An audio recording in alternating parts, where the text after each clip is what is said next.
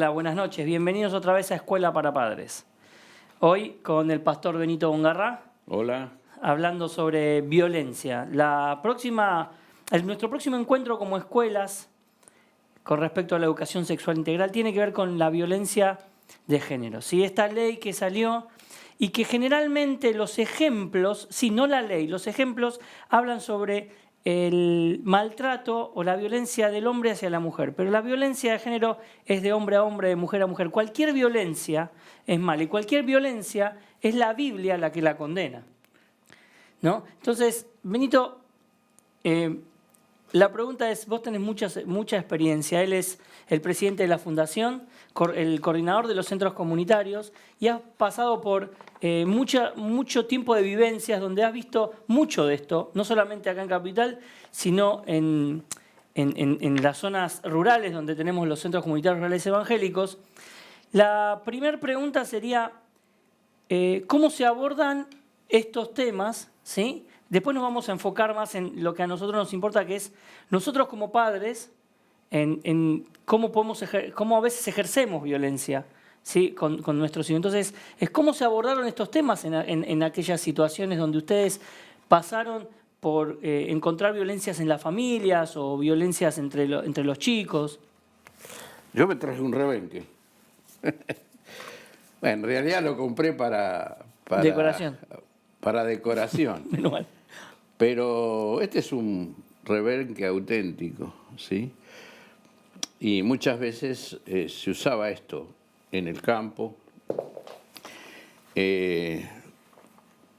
¿Cómo se conversaba esto? Se conversaba con la palabra de Dios, una. Se conversaba siendo ejemplo. Lidia Rivera era una alumna nuestra. En las escuelas rurales nosotros tomábamos chicos ya grandes, ¿sí? Lidia Rivera tendría 14, 15 años cuando estaba con nosotros. Y allí en Andacollo, en la provincia de Neuquén. Y un día venía sentada al lado mío, íbamos para el pueblito que está cerca, que se llama Huinganco, el Jardín del Neuquén. Y me dice, para sorpresa mía, me dice, tío, dice, o señor Benito, no me acuerdo si habíamos empezado con el tema del tío. Tío, yo quisiera tener un esposo como usted. El pobre ya no sabe cómo soy yo. No, dice, porque... ¿Por qué? Le digo, Lidia. Porque usted la trata cariñosamente a su esposa, a la señora Ana. Y mi papá le pega a mi mamá. Y claro, el hombre llega cansado del trabajo del día, del trabajo de campo, y pasa por el pueblo y pasa por el boliche y se chupa y llega borracho a la casa, ¿no? Y entonces le pega. Entonces eso nos daba la oportunidad. Yo no los conocía a los padres de Lidia porque vivían muy lejos, pero con los padres que venían conversábamos. Y conversábamos como matrimonio.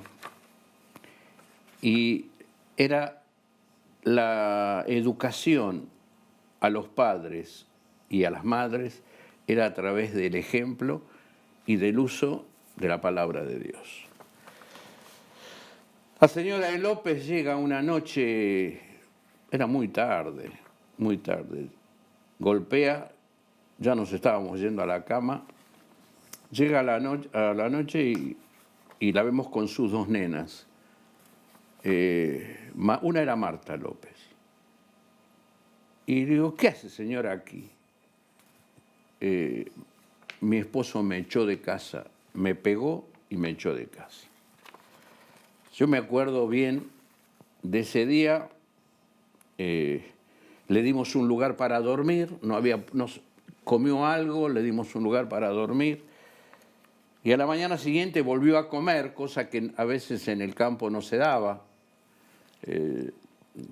Se comía a los saltos o de vez en cuando, o mal. Yo siempre cuento la historia de los chicos y hoy vamos a hablar que una de las violencias es lo que comen los chicos, ¿no? El té de cuero. ¿Vos sabés lo que es el té de cuero? Me imagino, agua con cuero porque no había otra cosa. Claro, agua caliente, le pones un cuero, toma calor, un poco de azúcar Tenía sabor a algo. y a cuero. Y por eso era té de cuero, si no sería té de otra Y a la cosa. mañana siguiente, bueno, le dimos un buen desayuno y yo le digo a Ana, a mi esposa, le digo, está muy sucia, muy sucia. Le veía las manos percudidas, endurecidas. Digo, ¿por qué no la orientás para que se bañe? Entonces Ana le da una ropa nueva, le da un toallón, ropa interior, le da de todo y le muestra la ducha. Y ella cierra la puerta y la deja dentro, ¿no? Y al rato me dice, me parece que no siento que se esté bañando. Y fíjate, le dijo. Y entró ella al baño y ella no sabía qué hacer con el agua porque nunca se había duchado. Así que Ana la bañó, la vistió. Las nenas se quedaron en la escuela. El hombre de campo, en ese tiempo más que ahora, porque ahora el tema de la violencia así de género se conversa mucho más. Ahora antes no había radio, ahora llegan las señales de radio y todo eso.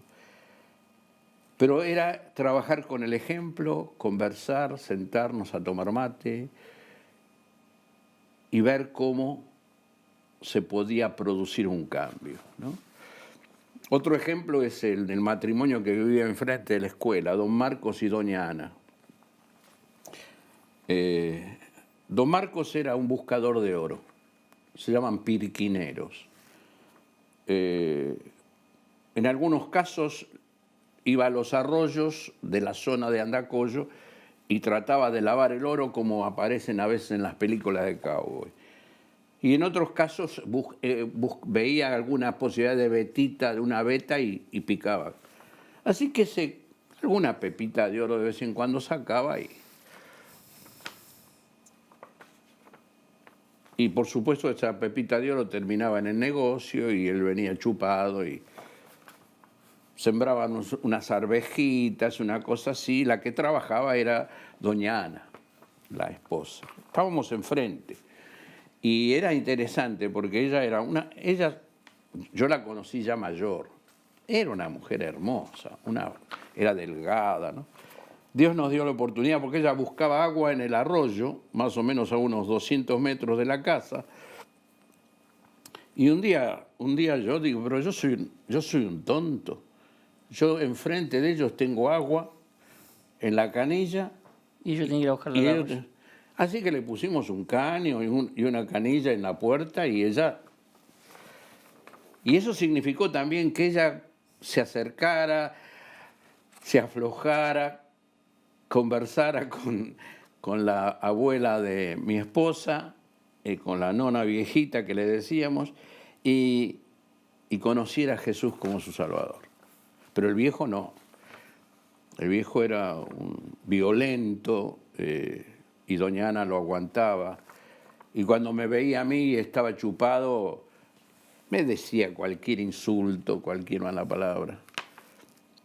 Hasta que también pudimos acercarnos a él y el ejemplo y el cambio en la vida de su esposa y la paz que vio en su esposa y lo que veía en el entorno de la escuela y el tío Heraldo y las personas de la escuela que íbamos siempre a tratar de ayudarlo, abrió los ojos y conoció a Jesucristo, ¿no?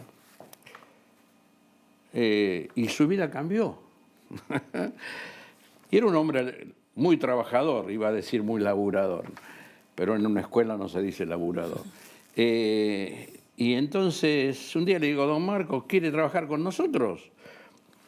¿Así se ganan unos pesos? Sí, sí, don Benito. Y sí, trabajó con nosotros, hizo las cosas de campo y todo eso.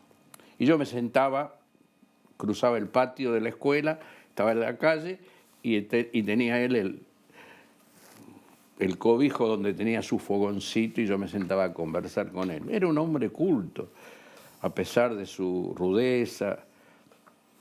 Así Pero que fue cambiado por el mensaje.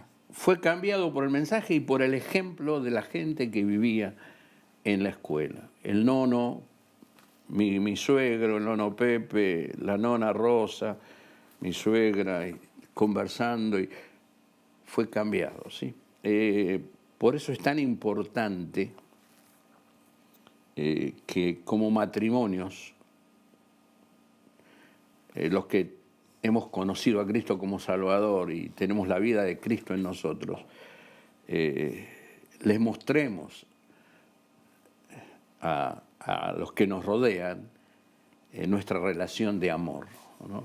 No solamente el amor para adentro, sino el amor y el respeto del uno para el otro, para afuera, para que se vea, ¿no? Sí, yo pensaba cuando contabas estos ejemplos que los cambios que hubo siempre fueron porque la palabra de Dios estuvo ahí y porque el ejemplo que se dio fue porque eran matrimonios o familias que fueron tocados por la palabra de Dios. Nosotros hablamos mucho con los papás cuando les contamos, les decimos que, y se los vuelvo a invitar a poner a Dios en el centro. ¿No tenés una Biblia? Pedila. escuelaparapadres@fca.edu.ar.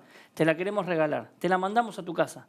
Te la llevamos con todas las medidas sanitarias, pero queremos que las tengas. No importa si alguna vez la viste o si no, la puedes leer en internet también, pero te la queremos regalar en papel.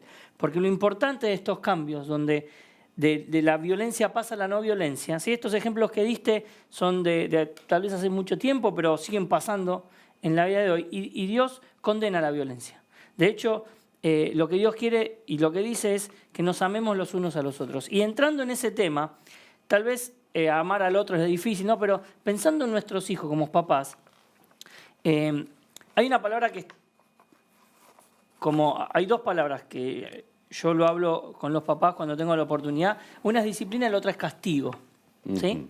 La definición de las dos es la misma, pero la implicancia o en lo que se piensa es diferente. Es completamente distinto.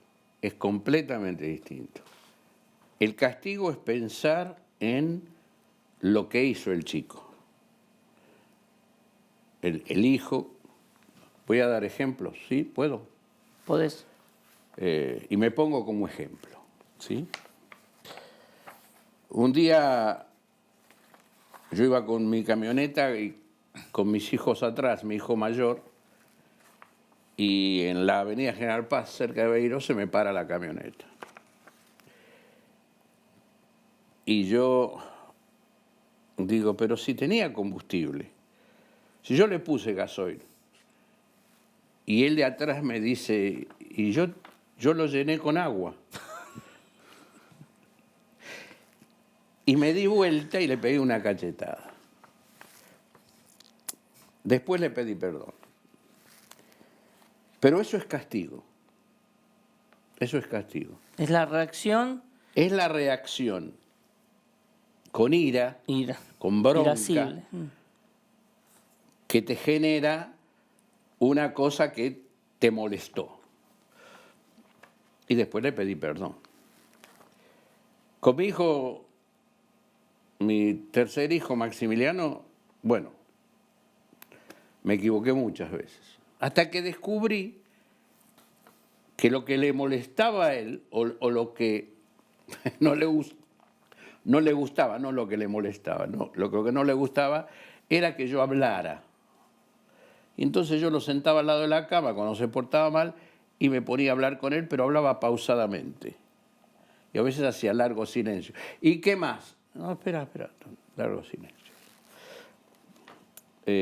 Yo me equivoqué mucho.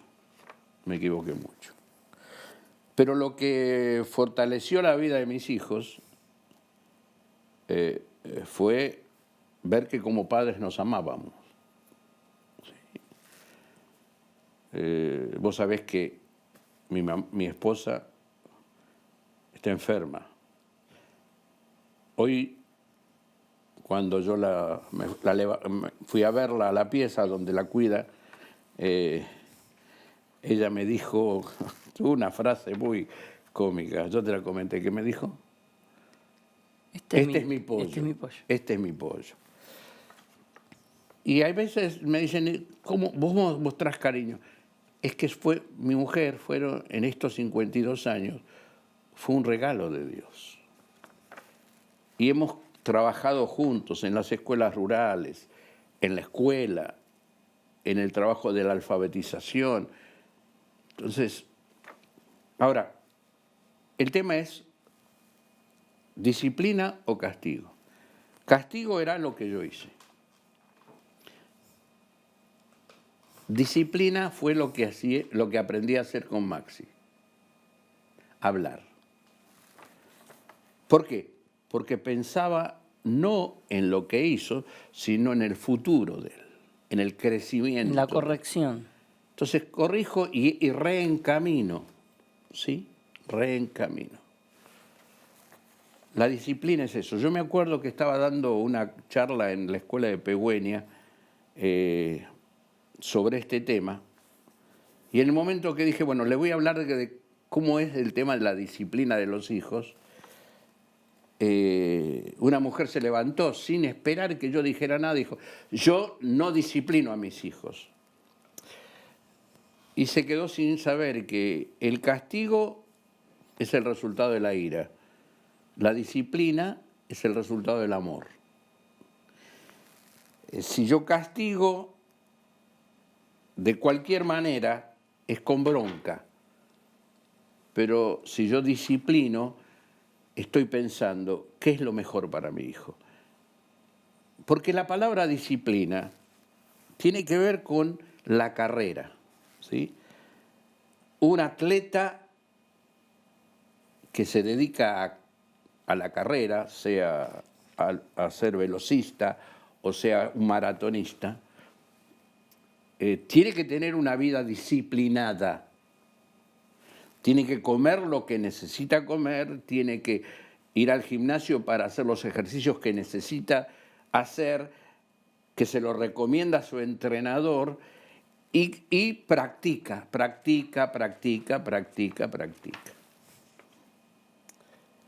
Hasta que llega el momento de la competencia. Los padres somos los entrenadores. Los padres somos los entrenadores. Y tenemos que ayudar a nuestros hijos a que vivan una vida de orden, de disciplina, para que alcancen aquellos que ellos quieren, que ellos sienten en su corazón alcanzar. Yo soy maestro y me hubiera gustado que todos mis hijos fueran maestros. Ninguno de mis hijos es maestro. Ninguno. Fracasé. No. Pero están todos en la escuela. Pero no somos maestros. Pero no son maestros, son unos, ¿qué es una cosa? Pero a mí me hubiera gustado, pero no le dije, vos tenés que ser maestro. Quizás se los insinué, o quizás le dije, ¿por qué no estudias para maestro en algún momento? Pero me dijeron que no, y hicieron otra cosa. Hoy están todos en la escuela aquí, y mi hijo Natanael allí en Pegüeña. Pero lo que yo quería hablar, si me permitís, es que una manera de disciplina es qué le damos de comer a nuestros hijos, ¿sí? Hace poco, y por ahí eso sí lo pueden editar en el video, solamente eso. Hace poco murió Quino. Uh-huh. Y Quino fue el autor de Mafalda. El padre de Mafalda. El padre de Mafalda. La violencia de la madre de Mafalda para Mafalda era cuando hacía sopa. Claro. Mafalda sentía que era violentada porque la madre le daba sopa. Claro. El chiste que si lo ponen, hoy es un lindo día y siente el aroma. ¿Qué preparaste, mamá, de comer hoy? Lo leo. Mi querido diario íntimo, hoy me levanté muy contenta, por lo que creo que durante el día mi estado de ánimo será bueno. Y siente un olor de la que viene de la cocina, dice, desmejorando hacia el mediodía con probabilidades de sopa. Qué genio. Qué rica comida has hecho hoy, mamita. Sopa. No se dicen malas palabras en la mesa. Y la madre dice, sopa no es mala palabra. Tampoco se dicen mentiras en la mesa. O sea, para Mafalda, la sopa, y este es un chiste de la primera época, era un castigo. Y una de las cosas que la mamá siempre le pregunta a los chicos cuando salen es, ¿qué comiste? ¿Sí? Y normalmente cuando van a la escuela, comen algo en el kiosco, una comida rápida, los compañeros le comparten, compran. Y cuando llegan a casa, a veces vienen sin hambre y qué sé yo. Pero hay otra comida que es muy importante. Y es la comida, es el alimento para el intelecto, para la persona. ¿Sí? ¿Qué le enseñan los maestros? ¿Qué aprende de sus compañeros? ¿Qué ve en televisión? ¿Es bueno para él? ¿Está en edad de filtrar y de discernir, de comprender que eso es bueno y que eso es malo? Y a veces no pensamos en eso. ¿Sí? Yo sé que vos, y en general mis hijos, han sido muy cuidadosos en lo que sus hijos reciben. Pero a veces no pensamos en eso. Se va a entretener, va a dejar de molestar, que vea cualquier cosa. Cualquier cosa. Y la Biblia, hay un versículo de la Biblia que es muy interesante, que dice, Padre, no provoquéis a ira a vuestros hijos, sino críenlos en el camino, en la disciplina y enseñanza del Señor. El padre tiene que elegir qué va a comer su hijo acá. Por supuesto, tiene que preocuparse de que su hijo acá coma la mejor comida. ¿Sí? Hay mucha obesidad entre los chicos. Se come mucho McDonald's, mucho fast food. Ir de vez en cuando a McDonald's no está mal, pero ir muy seguido está mal. Es buena la comida de casa, la comida que mamá dice, esto es sano, esto le va a hacer bien, esto es lo que necesita, esto es lo que le va a dar nutrientes, esto es lo que le va a dar proteínas, esto es lo bueno. Y es una preocupación que coman bien. Lamentablemente en este tiempo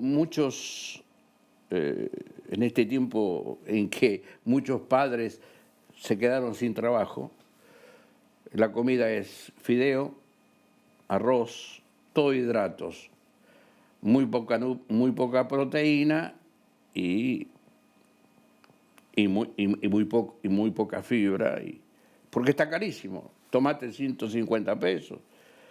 ¿Cómo es eso? Yo ayer abrí la heladera para ver qué cenábamos y vi 2 tomates. Y dije, uy, 2 tomates. Soy rico.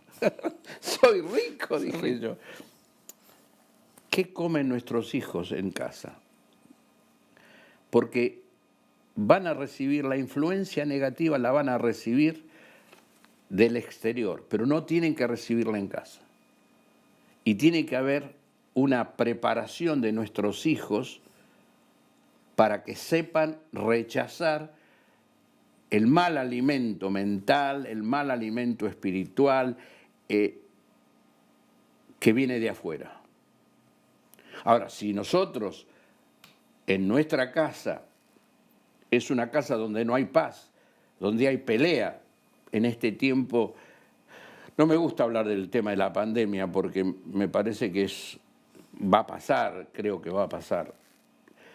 Pero en este tiempo ha habido mucha violencia familiar, ha habido muchos divorcios, ha habido muchas separaciones.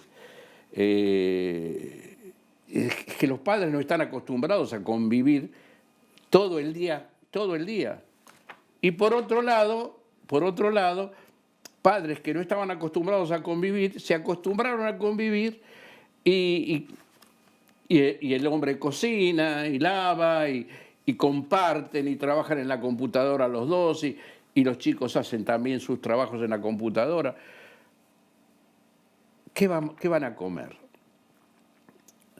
Ahora, ¿cómo ayudo yo a mi hijo para que aprenda a filtrar todo lo malo que viene de afuera? Y todo lo malo que por ahí yo sin querer le enseño. No creo que un padre quiera enseñar. Dice la Biblia, si vosotros siendo malos sabéis dar buenas cosas a vuestros hijos, ¿qué padre si su hijo le pide pan le dará una serpiente? No, queremos darle lo mejor. Hay algo que a mí siempre me molestó. Te lo voy a contar. No sé si alguna vez te lo conté. Cuando salimos de vacaciones, una de las cosas que más me estresan es qué vamos a comer, ¿no? ¿Por qué? Porque es que a todos les guste, que sea sano, que tengamos las cosas en casa, porque a veces uno abre la heladera y no fue a comprar. Y eso a mí me estresa. ¿Por qué? Porque tengo que tomar decisiones sobre el tema, porque tengo que hacer cosas sobre el tema. ¿Qué sé yo? No es lo mismo decir, bueno, preparar todo, un menú en la semana, encargarse de comprarlo, y ya sabes lo que se va a hacer, que decidir sobre el pucho, como le digo yo. Ahora, me acuerdo que una vez tuve la oportunidad de ir a unos lugares all inclusive, donde llegaba el horario y uno iba al comedor, sabía que yo de 1 a 2 se podía comer y 2 a 3 eran como 2 turnos, y elegía lo que quería, ¿no?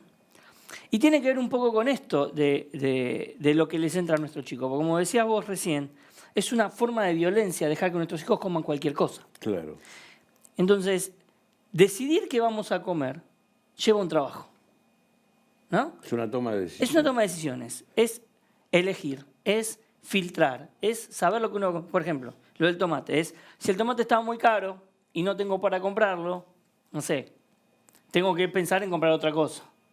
Si tengo que comprar arroz, tal vez tengo que comprar un pedacito de carne, lo que sea. Entonces, pero es una toma de decisiones y es una administración de recursos también. Cuando yo iba a este lugar, no tenía que tomar... Iba y lo hacía. De hecho, mis hijos en las vacaciones yo estaba con el más chiquito, con Cipriano, y era chiquito, casi no comía, pero yo podía elegir lo que quería, no me pensaba mucho, ¿no? Y generalmente comía cosas no tan sanas, realmente, no tan sanas. Realmente no elegía un pescado, un buen bife con una ensalada. No. Comía, no me acuerdo, pero comía lo más raro, porque lo más raro es generalmente lo difícil de cocinar. Pero, y se me ocurre que tiene mucho que ver con lo que estás hablando, porque decidir darle a nuestros hijos lo bueno es un trabajo. No es cómodo. Ser padres no es cómodo.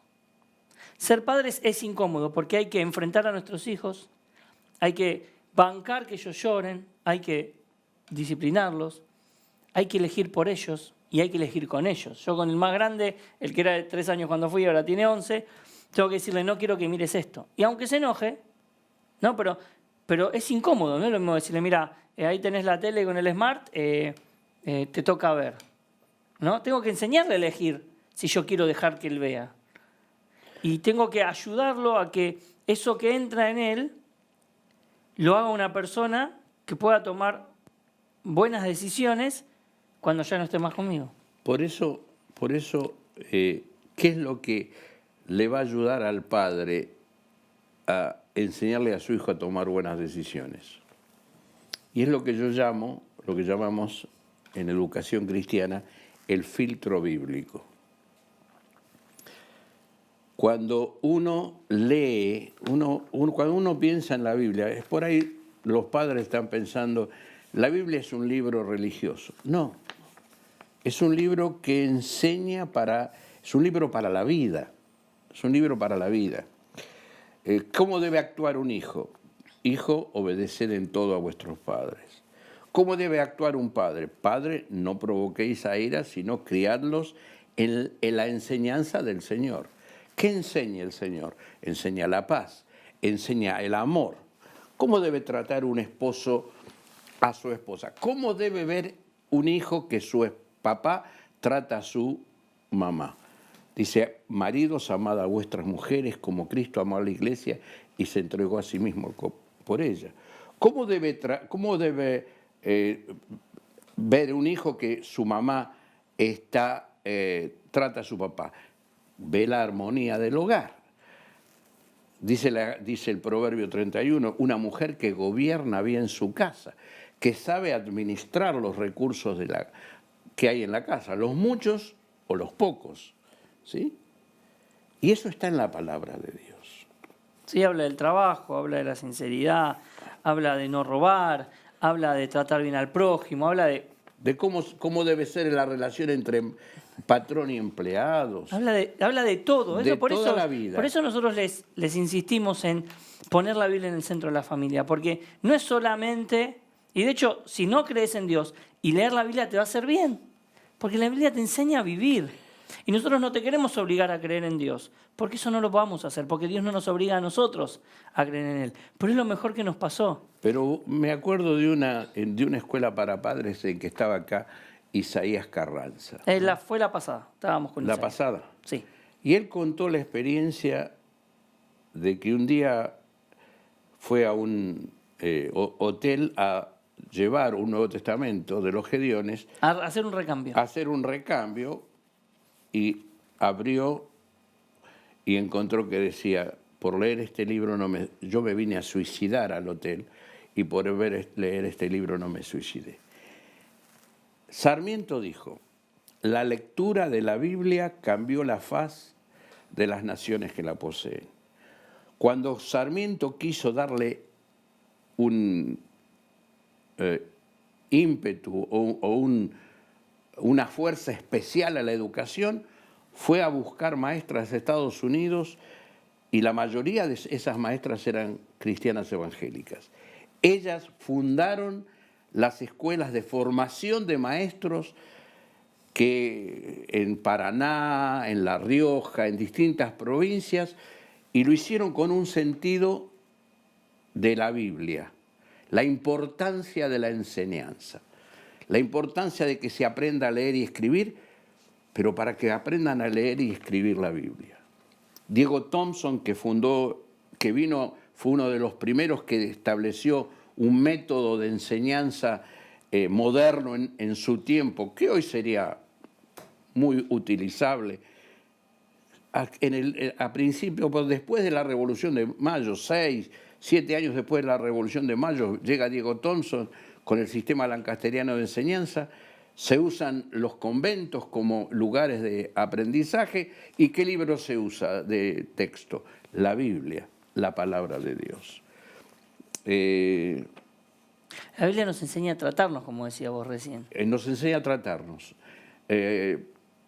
Jesucristo le dice a sus discípulos, en esto conocerán que son mis discípulos. No se hablan mucho, si se quieren mucho. Y esto es un poco lo que tienen que comer tus hijos.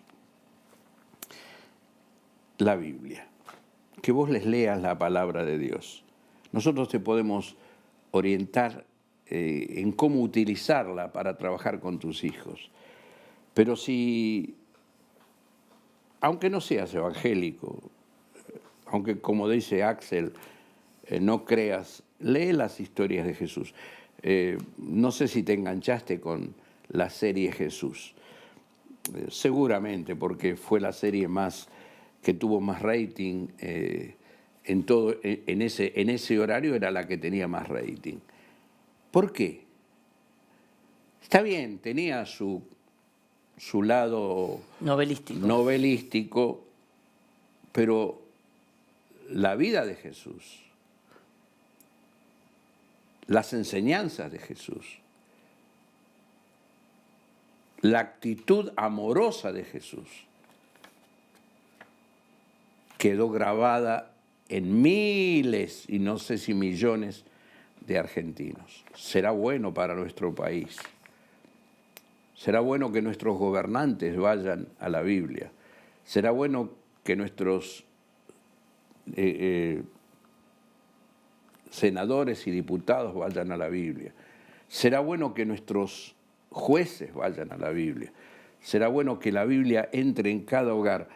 Pero hablando de violencia, para que no haya violencia, si la Biblia reina en el hogar, se acaba la violencia. Y cuando pensamos en que la jornada es una jornada de educación sexual integral, la Biblia tiene la enseñanza acerca de cómo educar sexualmente a los hijos. La Biblia enseña que Dios creó al ser humano, varón y hembra. En realidad dice macho y hembra, lo creó. Pero para que sean una unidad, nunca en la Biblia se habla de que la mujer es inferior al hombre. Tienen distinto rol. La Biblia le enseña no solamente que los hizo a su imagen y semejanza, sino que le dice en los 10 mandamientos que Dios le da a Moisés para el pueblo de Israel y que los conocemos todos, dice, honra a tu padre y a tu madre. Y habla de la no discriminación. Cuando coseches, porque ellos eran gente de campo, cuando coseches, cosecha, pero si te queda lo que se llama el rastrojo, si te quedan espigas de trigo en el campo, no vayas a buscarlas, dejáselas, siempre queda, y queda bastante, dejáselas para la viuda, para el extranjero, para el huérfano. Y no hagas discriminación,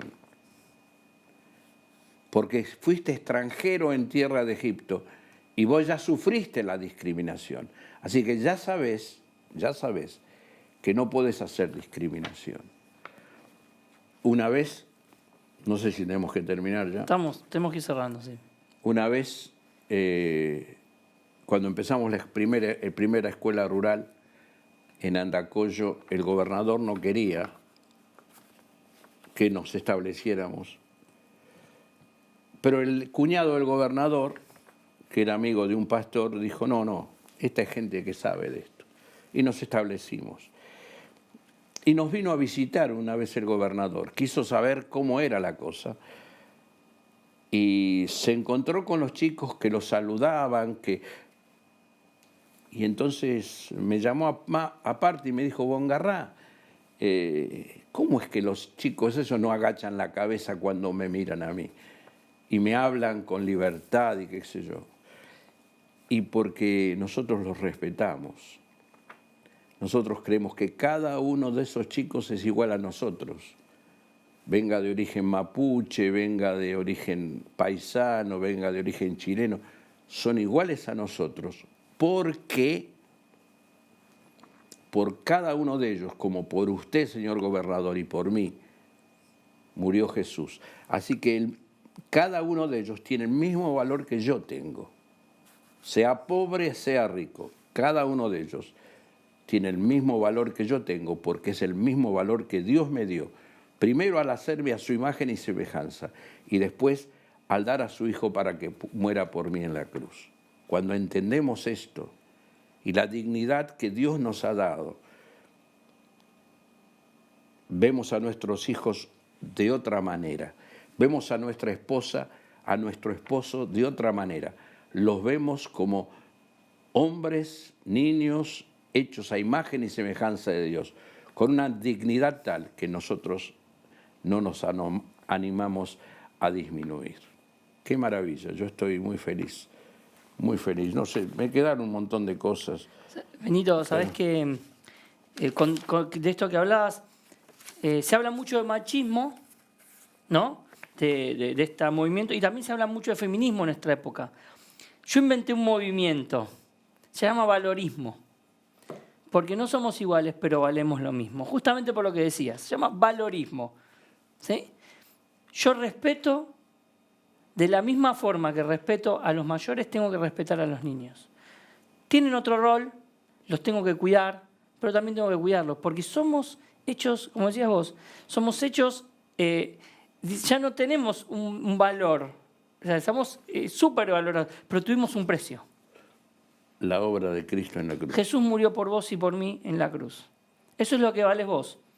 Si sentís que sos menos, Dios te dice lo contrario.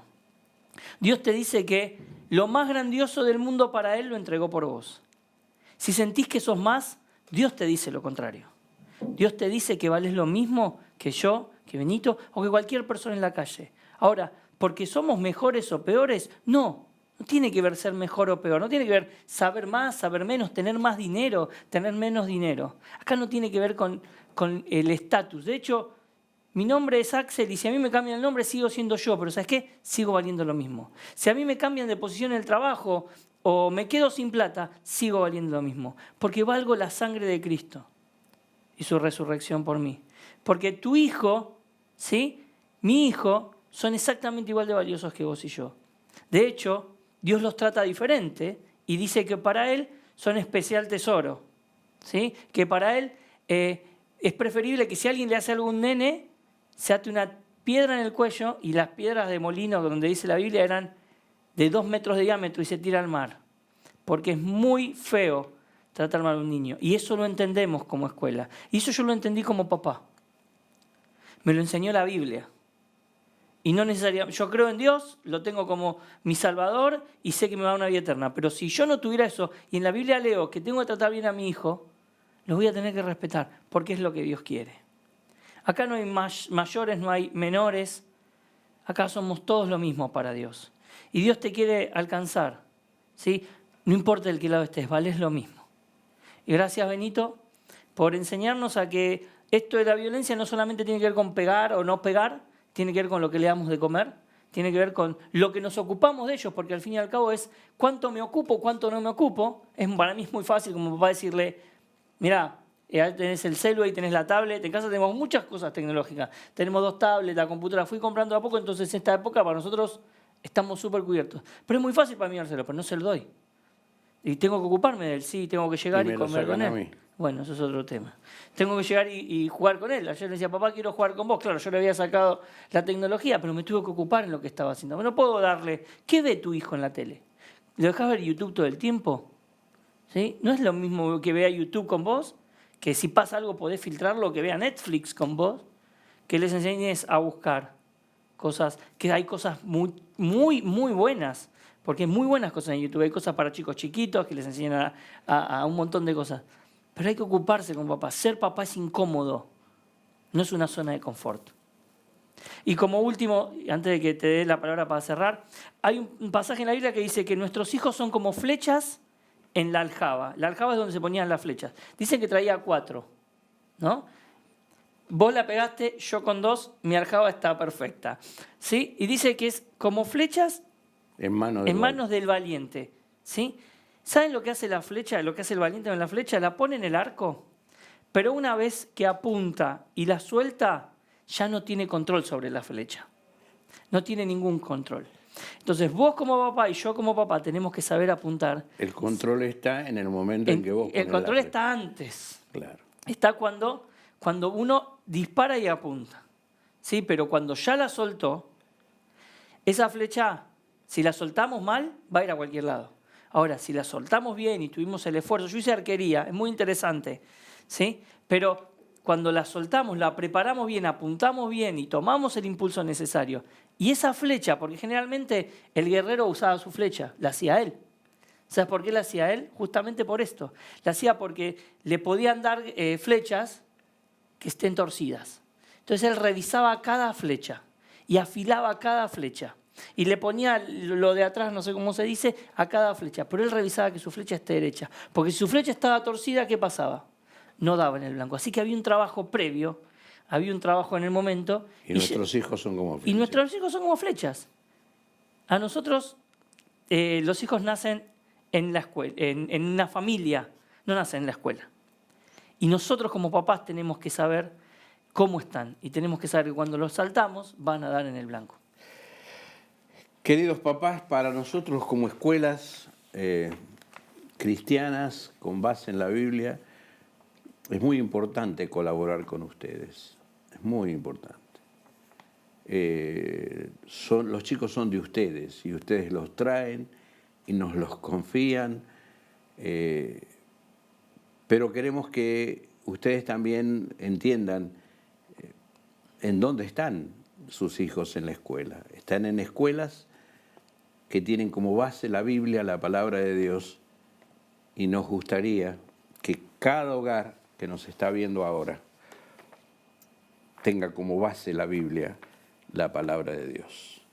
Porque al tener como base la Biblia, la palabra escrita de Dios, está Cristo en el hogar, porque Cristo es la palabra viviente de Dios.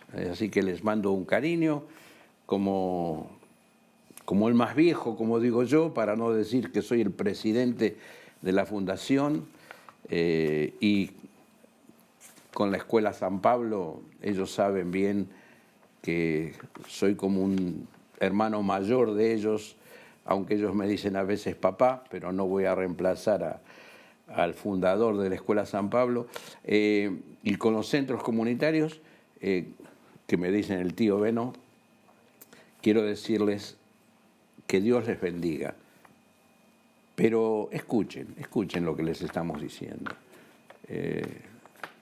considérenlo, piénsenlo y pongan a la Biblia, la palabra de Dios en el centro de su hogar y Dios les va a bendecir ricamente. Nos vemos en el próximo Escuela para Padres.